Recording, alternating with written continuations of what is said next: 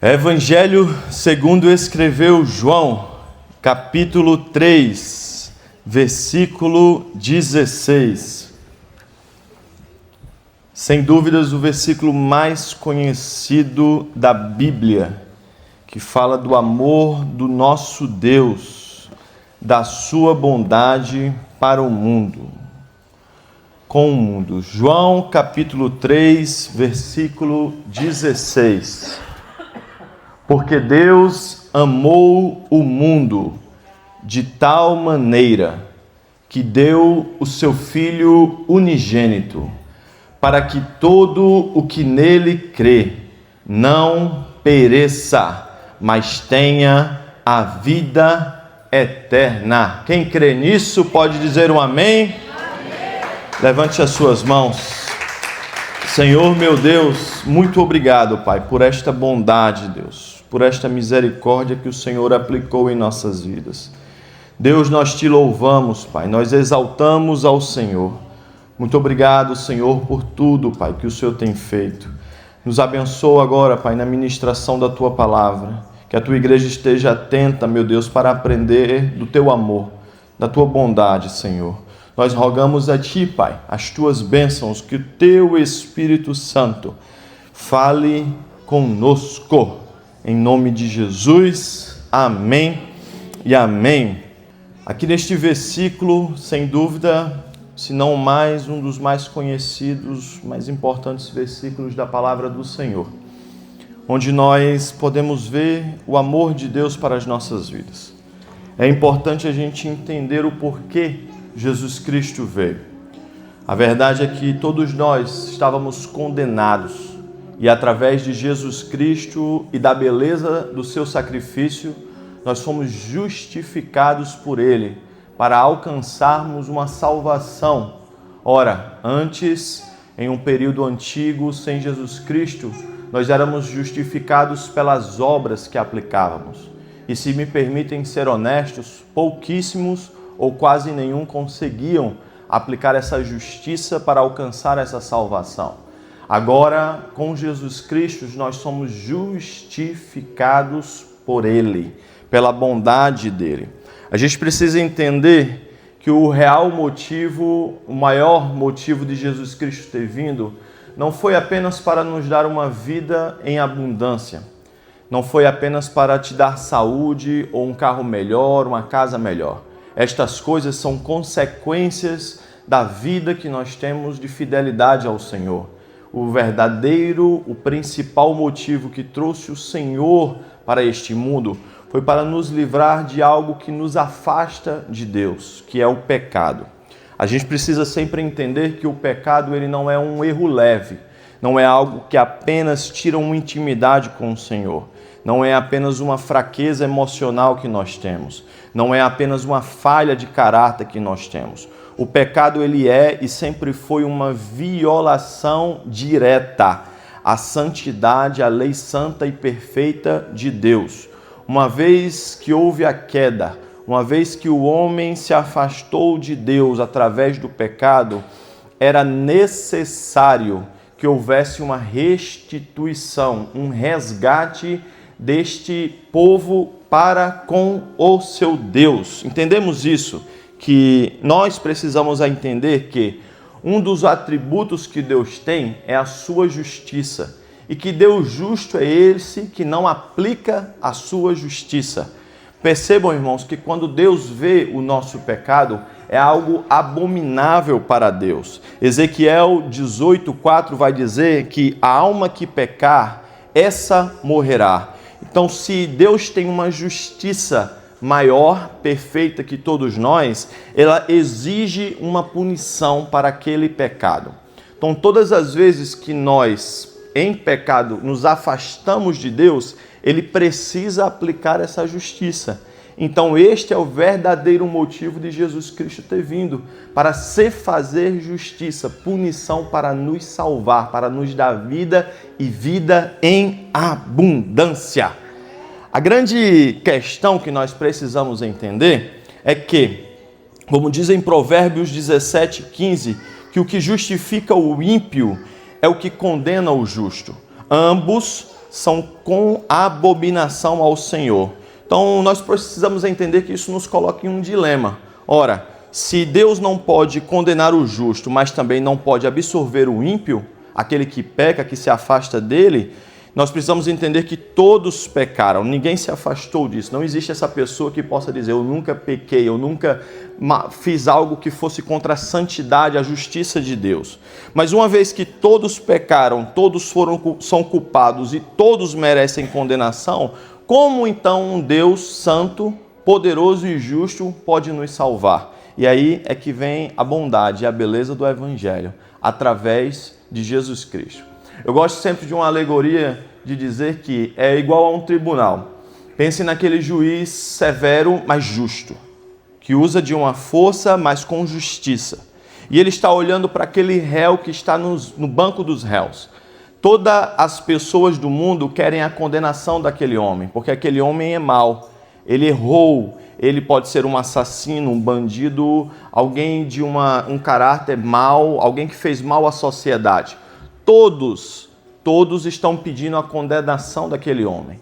Quando o juiz está pronto para aplicar a pena, como diz em Ezequiel, e aquele que pecar, aquele que falhar, a alma dele morrerá. Quando o juiz está pronto para aplicar essa pena, ele olha para aquele réu e no meio tempo entra Jesus Cristo e diz, pode aplicar a pena, mas aplique em mim. Então nós somos aquele homem mau, aquela pessoa má, que estamos no banco dos réus. E estamos prontos para sermos julgados, mas pela graça, pela misericórdia, o voucher que nós temos para entrar no céu é Jesus Cristo. Eu vou te explicar de uma outra forma para ficar um pouco mais claro, porque aí você vai liberar um glória a Deus e um aleluia. Você já deve ter visto alguma vez aí na internet alguém dizendo assim, tem um meteoro gigantesco se aproximando a não sei quantos milhões de quilômetros da Terra. Talvez ele esteja na rota de colisão do planeta Terra. Muito que bem, mesmo que este meteoro, que é a justiça de Deus se aplicando contra o pecador, chegue perto da Terra, tem uma barreira de proteção, um muro bem alto, que é Jesus Cristo para nos salvar e nos livrar. Ah, meu irmão, eu já tinha dado glória a Deus, aleluia, exaltado, porque não é para mim, é para Ele. E a gente precisa entender que tem jeitinho, o brasileiro gosta de jeitinho, eu não estou criticando, é a verdade, o brasileiro gosta de negociar, gosta de desconto, gosta de tudo, mas no céu não tem jeitinho, é só por Jesus Cristo, só por Jesus Cristo. Esta é a beleza do Evangelho, uma única resposta, Jesus Cristo. Então a gente precisa entender que, uma vez que nós somos salvos, nós somos alcançados por Ele, Ele precisava vir para esse mundo para nos salvar. Só que a gente tem que entender que este nascimento, essa vinda de Jesus, precisaria ser de algo diferente, uma forma totalmente diferente. Porque se nós olharmos no contexto do Antigo Testamento, nós temos pessoas que nasceram, pastores, de formas diferentes, miraculosas. Veja o caso de Isaac. Os pais de Isaac não tinham condições nenhuma de serem pais, mas veio uma criança. Vamos lembrar do caso da nossa irmã Ana, que tinha o ventre cerrado por Deus e aprouve a Deus abençoar aquela mulher e gerar um filho, o profeta Samuel. Lembre-se dos pais de Sansão, que já avançados não poderiam ter. Lembre-se de Isabel e Zacarias. Só que nós sabemos, todos nós sabemos que normalmente quando quando uma criança é gerada, ela vem na concepção de fora para dentro. Me permitam, não tem crianças aqui. Quando o ímen da mulher é rompido, é de externamente para internamente e é concebido aquela criança. De Jesus Cristo, escolhendo pessoas comuns, eu gosto muito disso. José e Maria eram pessoas comuns do dia a dia. Talvez seria mais fácil se Jesus tivesse escolhido Deus tivesse escolhido uma princesa daquele tempo, um rei daquele tempo, morasse em um palácio grande, poderoso, com um exército poderoso. Mas ele escolheu pessoas comuns, jovens comuns, mas separados. Qual que eram os atributos? Amor a Deus, temor a Ele, vocação a Ele. Aí ele escolhe. E na concepção aqui é totalmente diferente. Não é de fora para dentro, é de dentro para fora. não é de caráter humano, é de caráter espiritual. Não tem natureza carnal e humana, tem natureza espiritual, do Espírito Santo.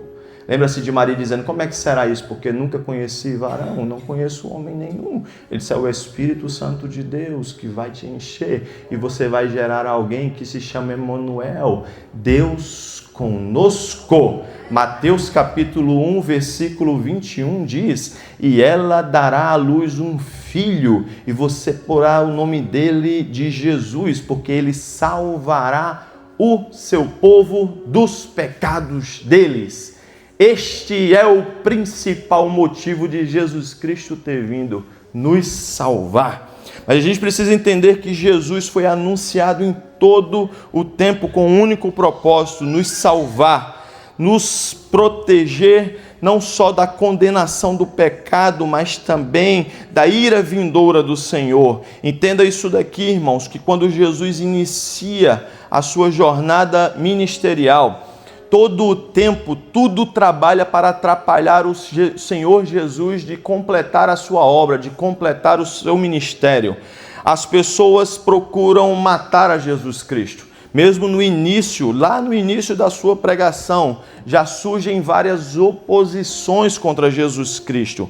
Logo no começo, Lucas capítulo 24, versículo 28 em diante, vai dizer que eles tentam jogar Jesus de um monte, porque viram e ouviram e não se agradaram das suas palavras. Não é diferente ainda hoje, tem muitos que não se agradam das palavras de Jesus. Eu não consigo compreender por quê, porque são palavras de vida, de cura, de vida eterna para as nossas vidas. Mas se entenda, se ainda hoje existe oposição contra ele, imagina no passado, quando existiam seitas judaicas, homens poderosos que tentavam matar a ele a todo tempo. Cada um, saduceus, escribas, fariseus e tantos outros, pensavam de formas diferentes, mas em uma coisa eles concordavam: matar a Jesus Cristo. Eles procuravam, se você abrir a sua Bíblia lá em Mateus, no capítulo 12, no versículo 14, a Bíblia vai dizer que os fariseus, que era o grupo mais importante das seitas judaicas daquele tempo, eram os que deveriam, eles não faziam, escute, eles deveriam praticar, ensinar sobre a lei. Diz que eles, saindo dali, conspiravam contra ele, procurando ver como o mataram. Preste atenção, João capítulo 11, versículo 47 em diante, vai dizer que o sumo sacerdote, o líder espiritual daquele tempo, daquele povo, assegurou que Jesus morreria. Então, meu irmão, não foi um acaso, foi planejado, foi permissão, foi eles querendo fazer, porque sabiam que as palavras de Jesus viriam para libertar um povo de um jugo de muito longo. A verdade, irmãos, é que por mais que eles tentaram, mas Jesus tinha um propósito: ensinar, curar e libertar aquele povo. Aí a Bíblia vai dizer que, chegando agora no tempo da Páscoa, a Páscoa do povo judeu, Jesus começa a ceiar com seus discípulos. Jesus começa agora a cantar um hino em adoração ao Senhor. Jesus vai em direção ao Monte das Oliveiras, em um jardim particular, secreto, um pouco fora dele, que se chama Getsêmani. E ali começa o martírio de Jesus Cristo. Nós precisamos entender que Jesus Cristo, o sofrimento dele não se deu apenas na cruz do Calvário. Não foram apenas quando os pregos bateram nele. Não foi apenas quando a coroa de espinhos veio à sua cabeça, não. Lucas capítulo 22, abra sua Bíblia, por favor. Evangelho de Lucas capítulo 22, para não ficar nas minhas palavras.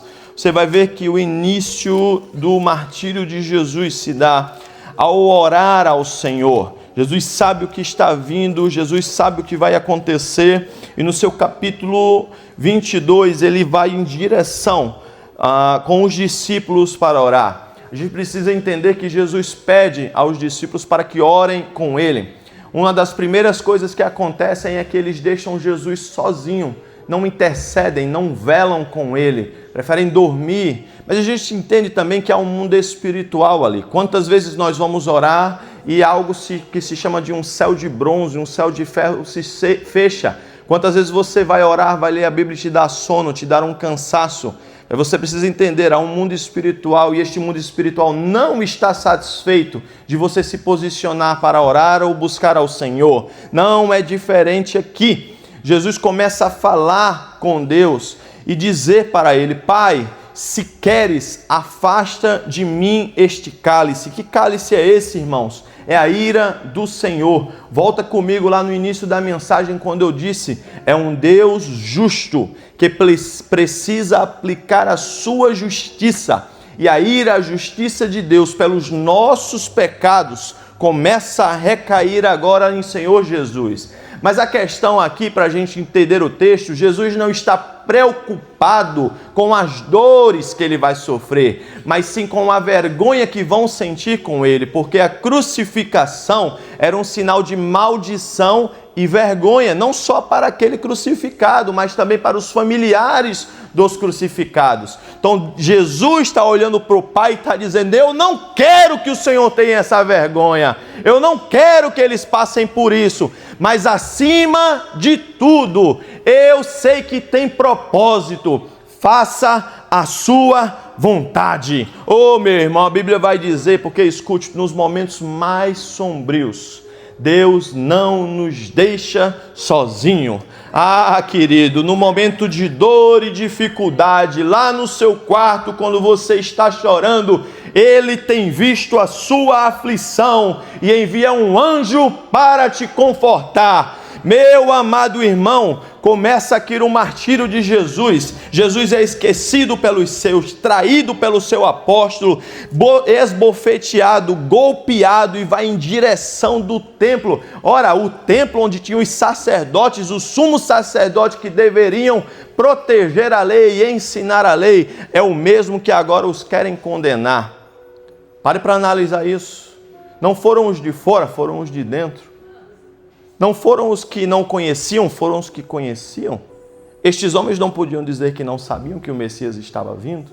Este homem não podia saber e dizer que este homem não era quem ele era, porque eles viam os sinais, as maravilhas e os milagres, e profeta nenhum tinha poder de fazer aquilo, senão enviado por Deus como Messias. A dor e a aflição de Jesus é tão grande com aquilo, que ele entra em um processo que a ciência chama de hematidose. O que é isso? É o suor de sangue. Poucas vezes na história da humanidade foram relatados isso. Só que tem um ponto aqui que eu gostaria de destacar, para a gente entender. Todos nós, em algum momento, suamos. E regularmente, quando você tem isso no seu corpo, é apenas algo que fica colando em você. Eu estou certo ou estou errado? Quando é que você soa que cai os pingos? É mais difícil, não é assim? Tem que ser um cansaço extremo, ou então uma temperatura extremamente alta. Normalmente fica só te grudando, não é assim não. Aqui a Bíblia vai dizer no versículo 44 de Lucas 22, dizendo que ele estava em agonia. E ao estar em agonia, ele orava mais. Preste atenção, se você está passando por alguma agonia, você precisa orar mais. E aconteceu que o suor dele se tornou como gotas de sangue. Então não era apenas um suor que pregava no corpo, era tão excessivo que ele estava passando que se tornaram como gotas, eram como pingos de chuva que caíam sobre a terra. Veja o nível do que o Senhor estava sofrendo por mim e por você. Começa agora, irmãos, o martírio de Jesus aqui. Jesus é levado para o Sinédrio. O Sinédrio era uma espécie de Suprema Corte judaica, onde se deveriam julgar, ensinar, pregar sobre as leis mosaicas para o povo judeu. Ao chegar no Sinédrio, as pessoas, os soldados, começam a agredi-lo, a zombar dele, a esbofetear ele. A Bíblia vai dizer, irmãos, que eles zombavam batendo no Senhor e diziam: identifique a gente, você não é o Deus, o Messias, diga quem está te batendo. Mas isso é preocupação boba deles, porque Deus tem todo mundo anotado na palma da mão. Na palma da mão está o nome de todo mundo. Eles estavam querendo saber o nome, mas Deus sabe o nome. Achando pouco, levaram eles para Pilatos. Ao chegar em Pilatos, irmãos, Pilatos não encontra o que acusar naquele homem. E ele é levado de Pilatos para Herodes, que era o rei, o governante dos judeus daquele tempo. Da mesma forma, desde a madrugada, do início da manhã, sendo surrado com hematomas, desidratado, exausto, fisicamente, batido com paus, com pedras, com tudo que vem na mão deles, para agredi-lo, achando que assim iriam destruir. O diabo usando aquelas formas, o diabo usando aquelas pessoas, achando que assim iria destruir o plano e o projeto de Deus. Muitas vezes o inimigo se levanta nas nossas vidas achando que pode destruir, porque está usando de violência, de palavras mãs, o que Deus tem nas nossas vidas. E eu tenho uma palavra para você: isso não vai acontecer. Deus vai cumprir o propósito e a promessa dele na sua vida. Oh, meu irmão, tem algo aqui que me chama a atenção. Jesus volta lá para Pilatos. Eu estou tentando adiantar por causa da hora. Quando ele chega lá, tem uma multidão gritando, pedindo a crucificação dele. A gente não pode esquecer que um pouquinho antes, alguns dias antes, esta época aqui é a época da Páscoa. Na época da Páscoa, as pessoas peregrinavam para Jerusalém, para o templo, para adorar e ofertar ao Senhor. Jerusalém estava cheia, muito cheia. Uns dias antes, Jesus entra em Jerusalém, montado em um jumentinho. E a multidão está cantando por Jesus e dizendo assim: bendito o que vem, em nome do Senhor. Hosana, Hosana. Aí agora, a multidão está olhando para Pilatos e está dizendo: crucifique-o. Crucifique-o. Jesus está abandonado. Jesus foi traído.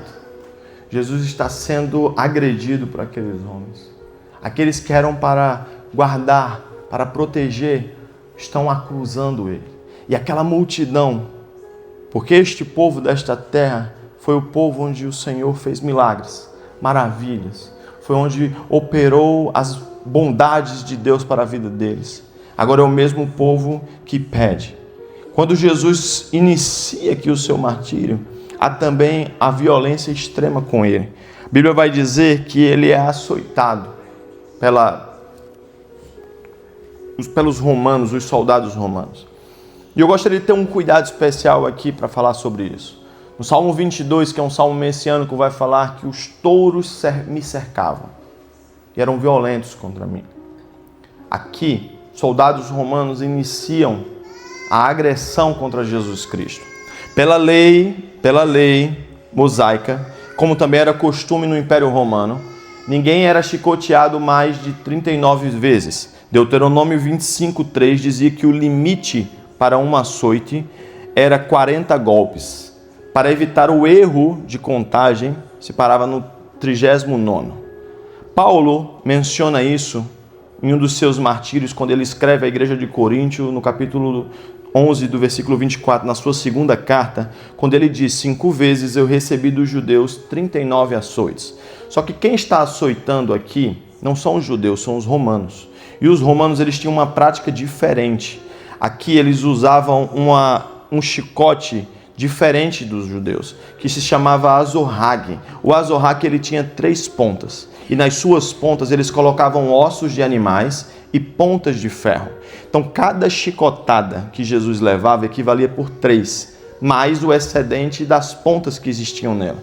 Então todas as vezes que o seu corpo era flagelado, se grudava e se puxava. Então não era uma pancada, eram mais de uma pancada.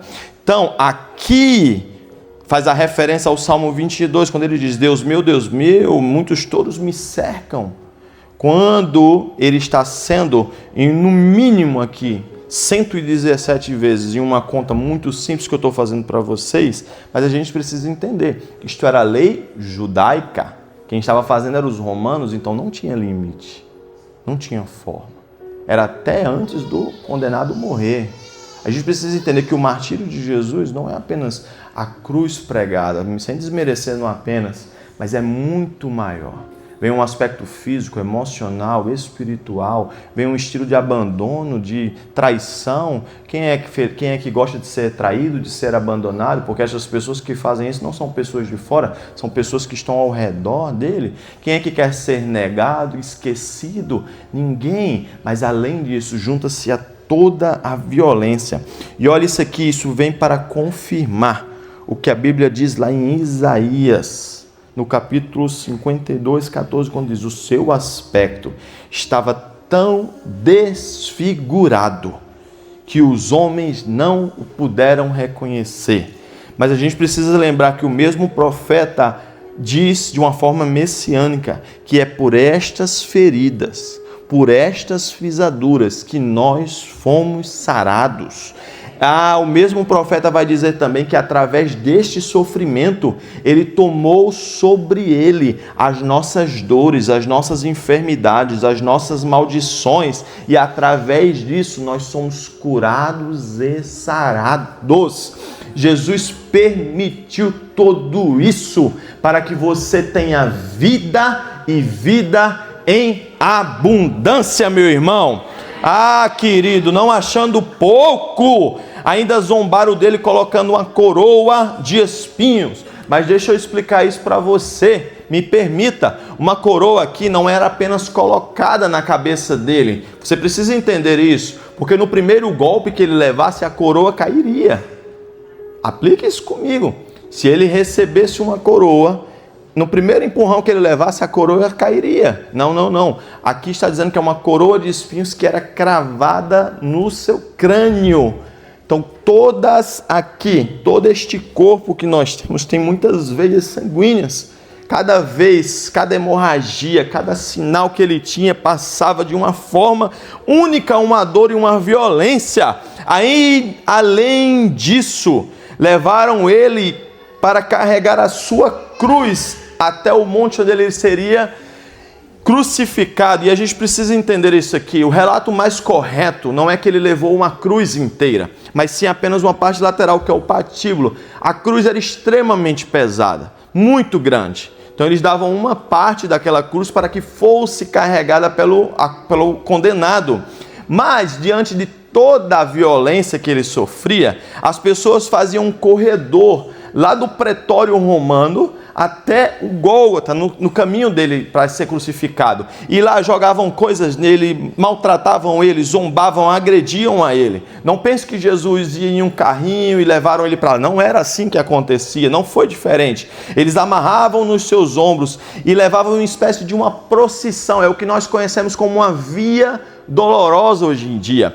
Só que, irmãos, Jesus Cristo é 100% Deus, mas também era 100% homem. E houve um momento que ele não conseguiu carregar a nossa cruz, a cruz dele. Mas se nós olharmos para a nossa vida humana aqui hoje, tem momentos nas nossas vidas que nós estamos sofrendo tanto que dá vontade de largar a cruz, dá vontade de serrar ela no meio, dá vontade de só apenas jogar ela no chão e desistir de tudo. Mas como foi aqui com Jesus Cristo, o Senhor levantou um Simão Cirineu, alguém para auxiliar ele para carregar a sua cruz. Deixa eu te dar uma palavra, meu irmão, nessa manhã. Deus está levantando pessoas para te auxiliar na tua caminhada. Ele tem visto você carregar a sua cruz, Ele tem visto você passar por toda a tribulação, e Ele está dizendo para você hoje: eu não vou te abandonar, e estou levantando pessoas para te ajudar. Você não está sozinho, meu irmão.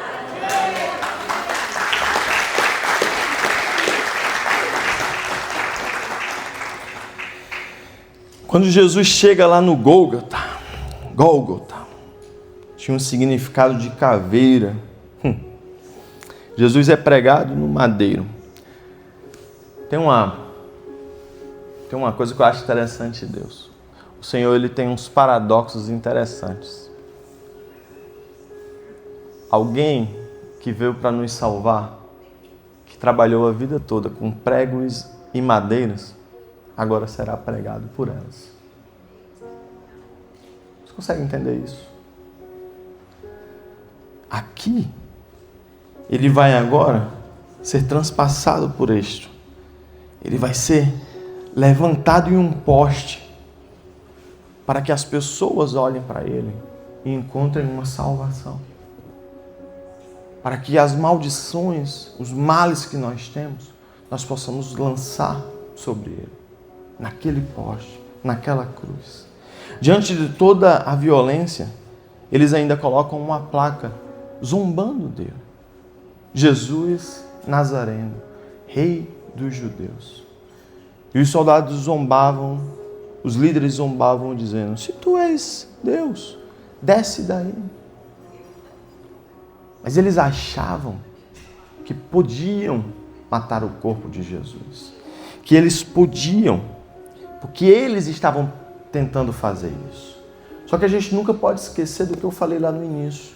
É a justiça de Deus sendo aplicada.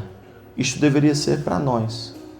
Então Isaías já vai alertar lá no passado, no capítulo 53, quando ele diz aqui, olha, versículo 10.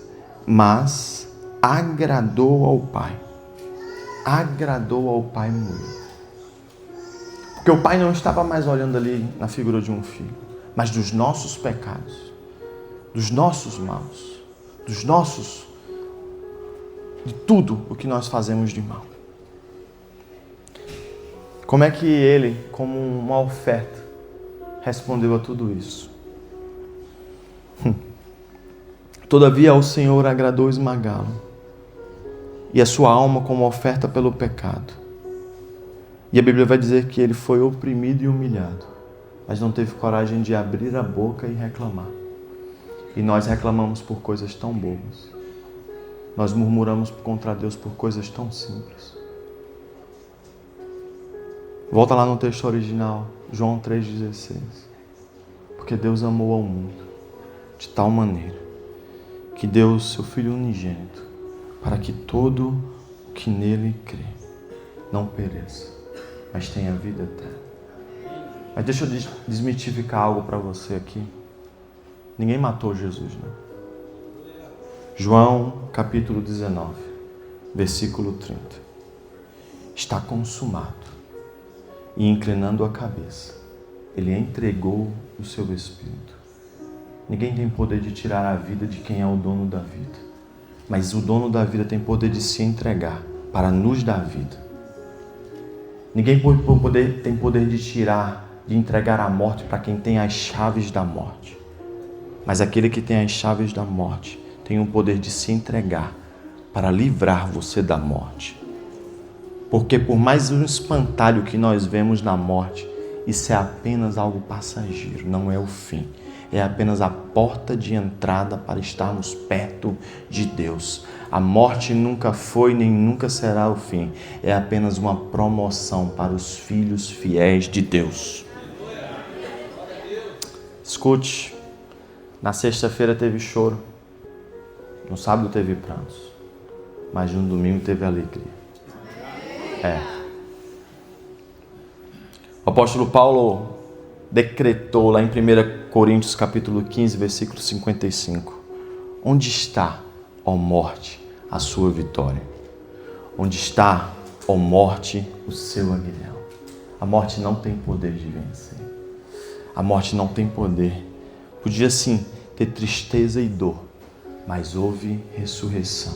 E para que houvesse ressurreição, precisava ter a crucificação. Para que houvesse salvação, precisava de alguém para se entregar para nos salvar. E foi por você, meu irmão. Foi por você. Nós não olhamos para homens. Nós não olhamos para pessoas. Se você olhar para homens e pessoas, você cai. Se você olhar para seres humanos, você não consegue completar a sua carreira.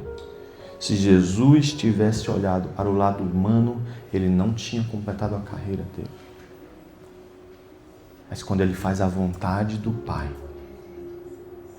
quando ele entrega-se por amor aos filhos do Pai, ele completa a carreira dele. E eu não sei como é que você vê Jesus Cristo. Eu acredito que você deve pensar como eu, que ele é o nosso Salvador. Eu sei que a sociedade gosta de pensar dele de uma forma. Tem pessoas que olham para Jesus e dizem que ele é um cara muito legal. Eu já ouvi falar que tem uns comunistas por aí que dizem que ele era um revolucionário, pastor Veralis. Pastor Alex, eu já ouvi de um ateu ele dizendo que não é nada. Não sei nem quem é. Tem uns artistas que gostam até de colocar umas faixas assim, dizendo ele é 100%. Vocês já devem ter visto isso. Para o islamismo, ele era um profeta, menor do que Maomé. Para os budistas, ele era alguém que criou um sistema religioso. Mas eu olho para a Bíblia. E eu vejo que para Abraão, ele era a oferta, a promessa e o seu Isaac. Eu olho para o povo de Israel andando no deserto e ele era o anjo que guiava o povo no caminho do deserto, marchando na frente deles. Ele foi quem lutou contra Jacó e entregou a bênção de Jacó. E tem bênção para a tua vida aqui hoje. Se eu te falar que ele era o poço de águas vivas de Isaac. Vocês lembram lá do homem da fornalha, o quarto homem da fornalha? Como pode isso se lançamos 3? Ele era o quarto homem da fornalha. Ele estava com Daniel na cova dos leões.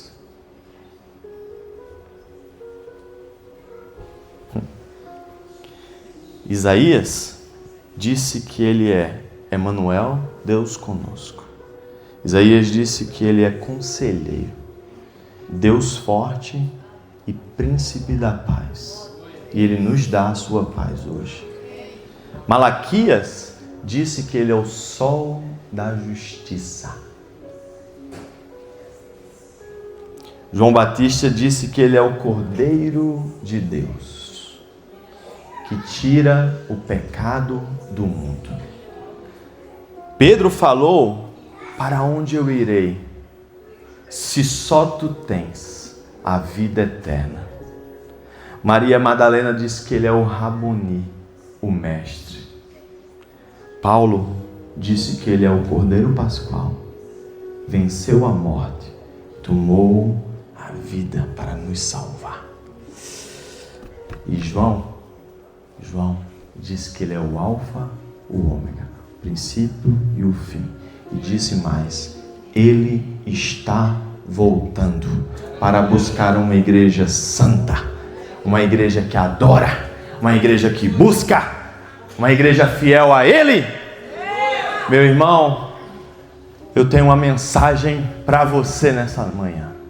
Jesus Cristo está voltando. Não deixe de buscar a ele nunca.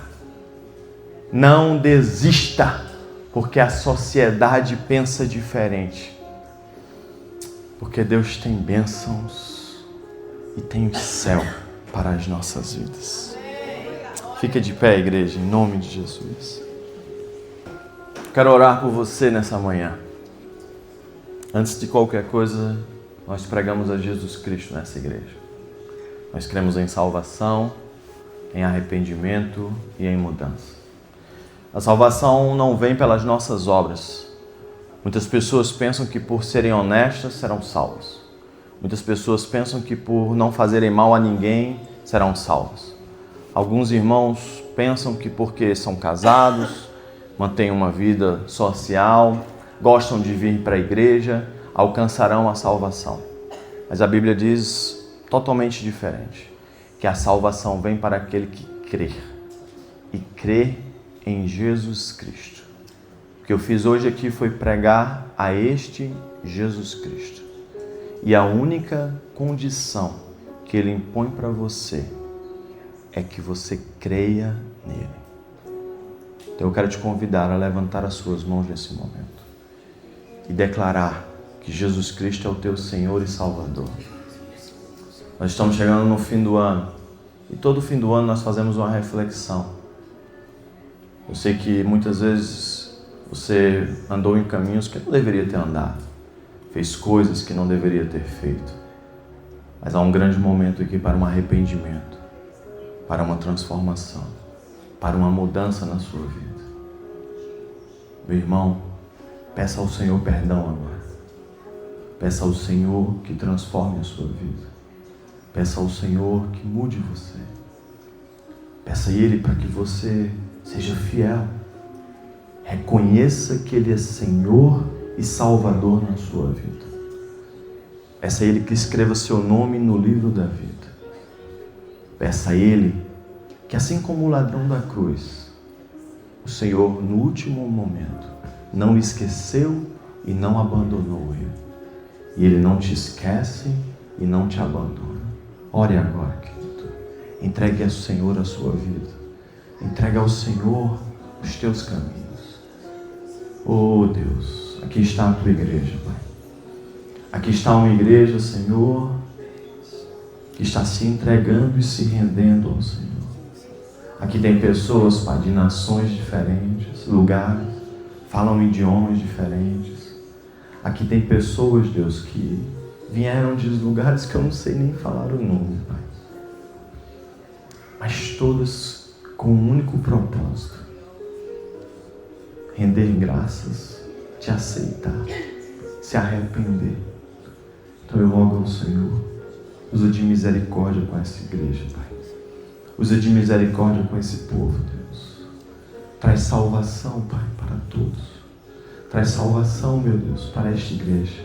Escreve os seus nomes no livro da vida.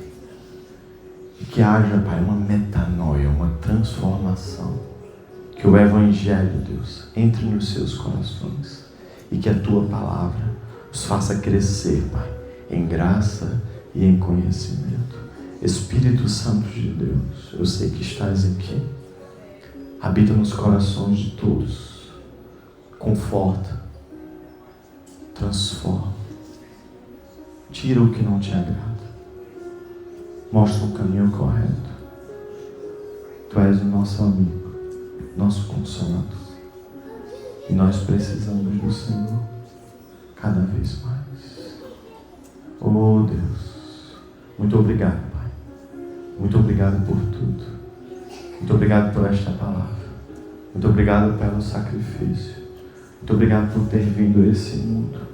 Muito obrigado, Deus, por ter passado por tudo aquilo para nos salvar, para nos dar vida e vida em abundância. Eu te louvo e eu te agradeço. No nome de Jesus. Amém. Que Deus abençoe vocês, igreja.